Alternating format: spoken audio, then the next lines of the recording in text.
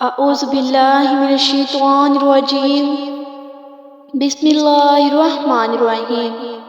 شروع اللہ کے نام سے جو بڑا مہربان نہایت رحم فرمانے والا ہے۔ السلام علیکم ورحمۃ اللہ وبرکاتہ۔ دوستو، جب عالم دنیا میں ہر طرف شرک و کفر کی آوازیں ہر جگہ سے شروع ہو گئیں اور پوری دنیا میں بت پرستی جیسی بدترین لعنت نے دنیا والوں کو اپنے اندھیروں میں چھپا لیا، انسانی ذات نے اپنے رب کریم کی بندگی چھوڑ دی اور درندوں جیسی زندگی گزارنے کا آغاز کر دیا۔ جہالت اور گمراہی کی وجہ سے اپنے خدا کے رشتوں کو بھلا دیا، اپنے جگر کے ٹکڑوں کو زندہ درگور کرنے جیسی ملعون رسومات کو اپنا مقصد بنایا اور بھی سینکڑوں برائیاں اپنے وجود میں شامل کر دی اور ہر سمت اندھیرا چھا گیا۔ اس وقت اللہ تعالیٰ کی ذات کو انسانی ذات کی حالت پر رحم آ گیا اور اپنے محبوب اور برگزیدہ پیغمبر صلی اللہ علیہ وآلہ وسلم کو دنیا کا آخری پیغمبر اور ہادی بنا کر دنیا میں انسانی ذات کی رہنمائی کے لیے پیدا فرمایا۔ جب نبی کریم صلی اللہ علیہ وآلہ وسلم نے اپنی زبان اطہر سے اپنے پروردگار عالم کا پیغام لوگوں تک پہنچانا شروع کیا تو ہر طرف سے اس رسول اللہ صلی اللہ علیہ وآلہ وسلم کو لوگوں نے اس پیغام سے روکنے کی کوشش شروع کر دی، اور جس شخص نے آپ صلی اللہ علیہ وآلہ وسلم کے پیغام کو قبول کیا اس پر مصیبتوں کے پہاڑ گرانے شروع کر دیے اور طرح طرح کی اذیتیں دینا شروع کر دی۔ لیکن یہ شمع رسالت کے پروانے، آسمانی نبوت کے چمکتے ستارے، بستانی نبوت کے مہکتے پھول، آفتاب رسالت کی چمکیلی شعاعیں اور آغوش نبوت کی پروردہ ہستیاں اپنے آقا صلی اللہ علیہ وآلہ وسلم پر اپنی جانیں، مال، اولاد قربان کرنے کے لیے تیار ہو گئے۔ لیکن اس وقت رسول اللہ صلی اللہ علیہ وآلہ وسلم کے دامن کو چھوڑنے کا تصور بھی نہیں کیا۔ اس وقت رب کائنات نے ان مقدس ہستیوں کے متعلق ارشاد فرمایا کہ یہی وہ لوگ ہیں جن کو اللہ تعالیٰ نے ہدایت دی اور یہی عقل والے ہیں۔ جب ان مقدس ہستیوں نے اپنے ان خدا ساختہ معبودوں کی غلامی کو چھوڑ کر اپنے خدا کی غلامی اختیار کی تو انہیں لوگوں نے وہ تکلیف دینا شروع کر دی جن کو پڑھ کر انسان کانپ اٹھتا ہے۔ لیکن سلام ہے ان صحابہ کرام رضی اللہ عنہم کو جنہوں نے اپنی جان اسلام کی خاطر قربان کر دی، لیکن اپنے مولا کریم کے پیغام کو اپنے دل سے نکالنے کا تصور بھی نہیں کیا۔ ان مقدس ہستیوں کے واقعات کو پڑھ کر ایک مسلمان کا ایمان شک و شبہات سے پاک ہو جاتا ہے اور ہر قدم پر اپنی کامیابی کا یقین زیادہ بڑھ جاتا ہے۔ حضرت یاسر بن عامر رضی اللہ تعالیٰ عنہ یمن کے باشندے تھے۔ یہ آپس میں 4 بھائی تھے۔ حضرت یاسر، مالک، حارث اور ایک چھوٹا تھا۔ یہ چوتھا نمبر بھائی جس سے سب سے زیادہ محبت کرتے تھے ایک مرتبہ کہیں گم ہو گیا، جن کی کوئی خبر ان کو نہ ملی۔ یہ لوگ اپنے بھائی کی محبت کی شدت کی وجہ سے دل کے ہاتھوں مجبور ہو کر اپنے بھائی کو ڈھونڈنے کے لیے گھر سے نکلے، اپنے علاقے کا چپا چپا چھان مارا، لیکن ان کا محبوب بھائی ان کی نظروں سے اوجھل ہو گیا تھا۔ آخر حضرت یاسر رضی اللہ تعالیٰ عنہ اپنے دونوں بھائیوں مالک اور حارث کے ساتھ اپنے بھائی کو تلاش کرتے کرتے مکہ پاک کی سرزمین میں پہنچ گئے، لیکن یہاں بھی انہیں اپنے بھائی کے متعلق کوئی معلومات نہ مل سکی۔ لیکن اس پاک سرزمین میں آقائے نامدار حضور صلی اللہ علیہ وآلہ وسلم نے توحید کا پرچم بلند کر رکھا تھا اور یہ دولت حقیقی حضرت یاسر رضی اللہ تعالیٰ عنہ کے مقدر میں لکھی جا چکی تھی۔ جیسے ہی یہ اعلان اس مقدس شخصیت کے کانوں میں پہنچا تو اپنے بھائیوں کو کہنے لگا کہ میں نے وہ دولت ابدی حاصل کر لی ہے کہ اب مجھے کسی دوسری چیز کی ضرورت نہیں ہے۔ اگر رہنا چاہتے ہو تو میرے ساتھ رہ سکتے ہو، ورنہ تم اپنی مرضی سے مجھے چھوڑ کر جا سکتے ہو۔ مجھے تم سے شکایت نہیں ہے۔ یہ بات سن کر دونوں بھائی مایوس ہو کر سرے زمین مکہ پاک سے اپنے ملک یمن چلے گئے، لیکن حضرت یاسر بن عامر رضی اللہ تعالیٰ عنہ نے مکہ پاک میں سکونت اختیار کر دی اور یہاں ابو حذیفہ بن مغیرہ سے خلیفانہ تعلقات پیدا کر لیے۔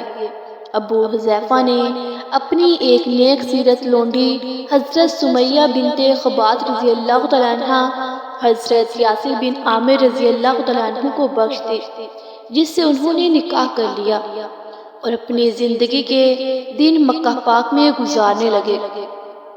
بالآخر قدرت نے حضرت یاسر اور حضرت سمیہ رضی اللہ تعالیٰ عنہ کو ایک خوبصورت و سیرت بچہ عطا فرمایا، جس کا نام حضرت عمار رضی اللہ تعالیٰ عنہ رکھا گیا۔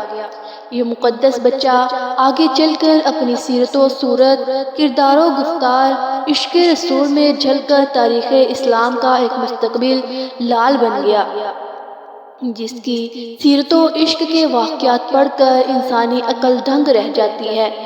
سیدنا ابو ذر غفاری رضی اللہ تعالیٰ عنہ کو خلیفہ سوم سیدنا عثمان رضی اللہ تعالیٰ عنہ نے مدینہ سے عراق چلے جانے کا حکم دیا، چنانچہ وہ اپنے اہل و عیال کے ساتھ وہاں سے چلے گئے۔ 32 ہجری کے ایام حج میں عراق کے تمام لوگ بیوی بچوں سمیت حج کے لیے چلے گئے۔ ابو ذر غفاری رضی اللہ تعالیٰ عنہ کے ساتھ صرف ان کی بوڑھی بیوی اور ایک بیٹی موجود تھی۔ اسی دوران آپ مرض الموت میں مبتلا ہو گئے۔ جب نزاع کی حالت طاری ہوئی تو ان کی اہلیہ رونے لگی۔ حضرت ابو ذر غفاری رضی اللہ تعالیٰ عنہ نے نحیف انداز میں پوچھا کہ روتی کیوں ہو؟ اہلیہ نے جواب دیا، آپ ایک ویرانے میں دم توڑ رہے ہیں، نہ میرے پاس اتنا کپڑا ہے کہ آپ کو کفن دے سکوں، اور نہ ہی میرے بازوؤں میں اتنی طاقت ہے کہ آپ کی ابدی خوابگاہ تیار کر سکوں۔ ابو ذر غفاری رضی اللہ تعالیٰ عنہ نے فرمایا، نبی پاک صلی اللہ علیہ وآلہ وسلم نے مجھے بتایا تھا کہ میں صحرا میں وفات پاؤں گا اور مومنین کی ایک جماعت میری نماز جنازہ میں شریک ہوگی۔ تم باہر جا کر دیکھو، آپ کے ارشاد کے مطابق مسلمانوں کی کوئی جماعت ضرور آتی ہوگی۔ حضرت ابو ذر غفاری رضی اللہ تعالیٰ عنہ کی اہلیہ ٹیلے پر چڑھ کر انتظار کرنے لگی۔ تھوڑی دیر بعد چند سوار نمودار ہوئے۔ جب قریب آئے تو حضرت ابو ذر غفاری رضی اللہ تعالیٰ عنہ کی زوجہ نے کہا، بھائیو، قریب ہی ایک مسلمان سفر آخرت کی تیاری کر رہا ہے، اس کے کفن دفن میں میرا ہاتھ بٹاؤ۔ قافلے والوں نے پوچھا، وہ کون شخص ہے؟ جواب دیا، ابو ذر غفاری۔ ابو ذر غفاری کا نام سنتے ہی قافلے والے بےتاب ہو گئے اور ہمارے ماں باپ ان پر قربان ہوں پکارتے ہوئے ان کی طرف لپکے۔ یہ لوگ ابو ذر رضی اللہ تعالیٰ عنہ کے پاس پہنچے اور انہوں نے بسم اللہ و باللہ و علی ملۃ رسول اللہ کہہ کر جان آفری کے سپرد کر دی۔